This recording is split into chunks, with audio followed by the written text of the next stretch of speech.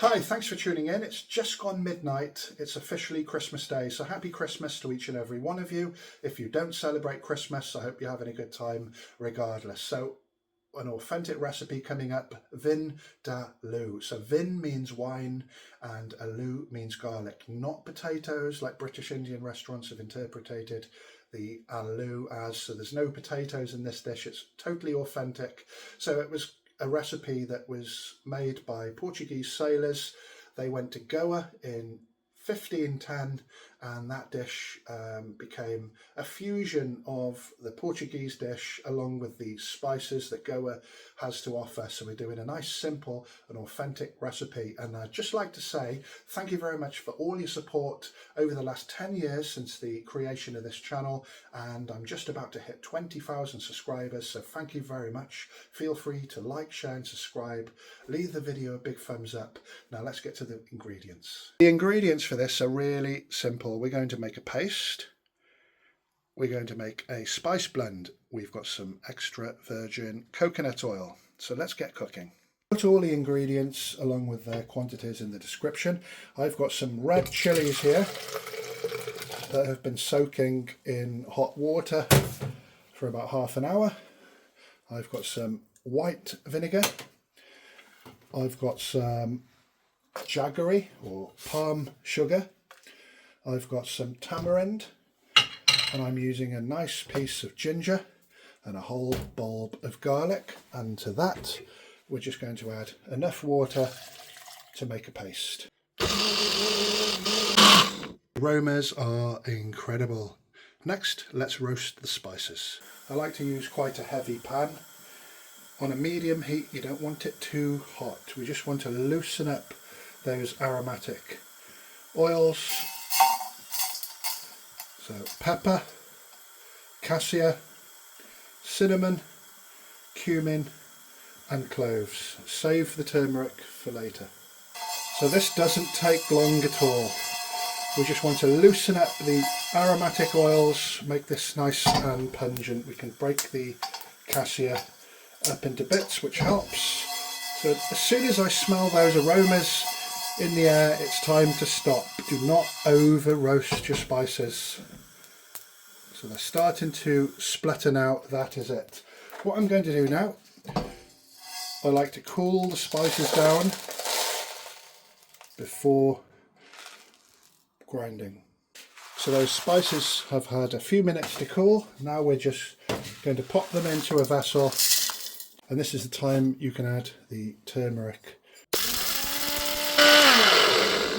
Again, the aromatics are wonderful. What I like to do with my blended spices, making sure that everything's nice and fine, is just run it through a fine gauze sieve. So that didn't take a moment. We're left with this fluffy powder, and the larger particles you can discard. As easy as that, we've now got our spice mix, our beautiful paste and our coconut oil. So those are the foundations of this classic Vindaloo. Let's get the pan on. So once your pan's heated, we can add the coconut oil. It's absolutely freezing here in the UK, so it's very, very solid. If you live in a hot country,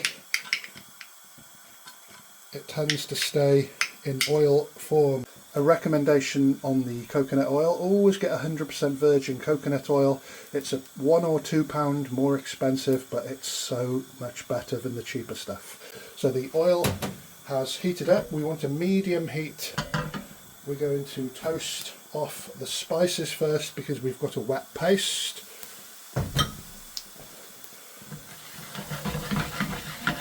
And the aroma from the coconut and the spices are very, very exciting. And that is it. So as soon as you see it going slightly brown, it's time to add the paste.